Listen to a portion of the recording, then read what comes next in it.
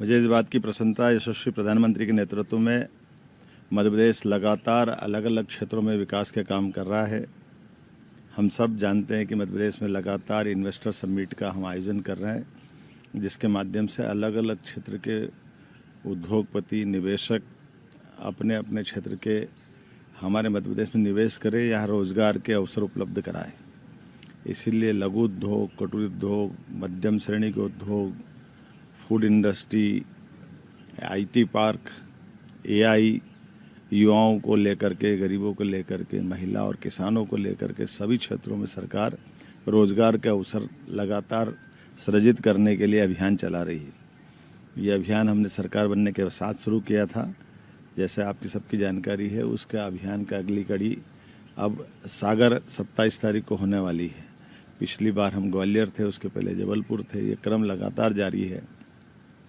मध्य प्रदेश के एक एक संभागीय अंचल में इन्वेस्टर समिट करते हुए हम रोजगार के लिए निवेशकों से सीधे सीधे उनको स्पॉट पे भी ले जाते हैं। और केवल जब अगर सागर में 27 को होगी तो सागर में नहीं, पूरे प्रदेश के अलग अलग स्थान पर जो पहले कई एमओयू हुए, उन फैक्ट्रियों का भूमि पूजन, जो बन गई उनका लोकार्पण, और नए कॉन्टेक्ट लेने के लिए भी प्रदेश भर से आने वाले लोगों को हम लगातार आह्वान कर रहे हैं।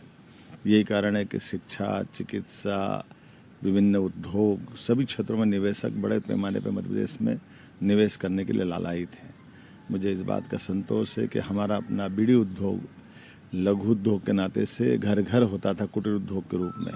इसी प्रकार अगरबत्ती उद्योग भी हमारा सागर की पहचान था, लेकिन अब सागर उससे आगे बढ़ के माइनिंग के सेक्टर में भी बड़ा काम करेगा। इसी प्रकार से युवाओं को लेकर के आईटी पार्क और बाकी संभावनाओं पर भी हम काम कर रहे हैं।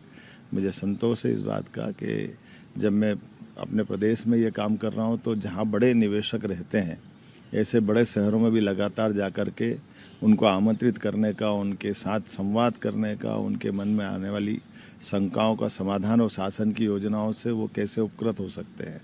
कोई भी निवेशक अपने धन की सुरक्षा भी चाहता है, लेकिन भविष्य की संभावना को भी टटोलता है। ऐसे में जब उनसे संवाद करते हैं तो बड़े पैमाने पर इसका लाभ मिलता है।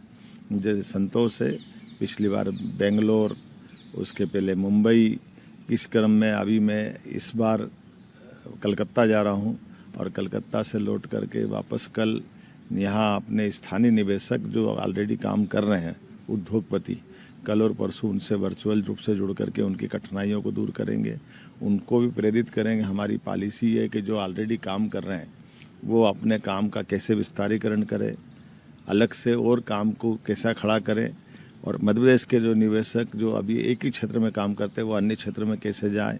इसके साथ अब बाहर जो अन्य राज्यों के लोग हैं वो भी आकर के व्यापार व्यवसाय करें। अर्थात सभी क्षेत्र के लोगों के साथ साथ मध्य प्रदेश के स्थानीय बासिंदों को भी हमारी प्राथमिकता है।